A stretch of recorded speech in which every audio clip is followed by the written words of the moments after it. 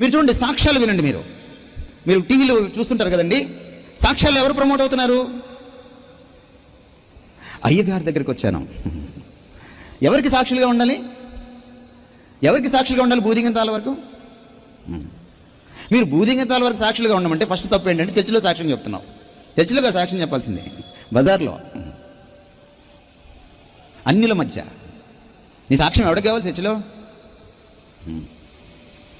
పోనీ సాక్ష్యంలో ఎక్కడైనా ప్రభువు గురు హైలైట్ అవుతాడంటే ప్రభువు హైలైట్ అవుతాడు, ఆయన డిమోట్ అవుతాడు, అయ్యగారు ప్రమోట్ అవుతాడు. అయ్యగారు ఈ మధ్య కొంతమందికి సాక్ష్యం చెప్తే సరిపోట్లా, అందుకని పక్కన ఇంకొక అయ్యగారి భార్య గారు అమ్మగారు నించుంటున్నారు. నుంచొని చెప్పు, తర్వాత ఏమైంది చెప్పు, అది చెప్పు, ఇది చెప్పు అని చెప్పిస్తున్నారు అనమాట, సిగ్గు కూడా లేకుండా. Demotion of God.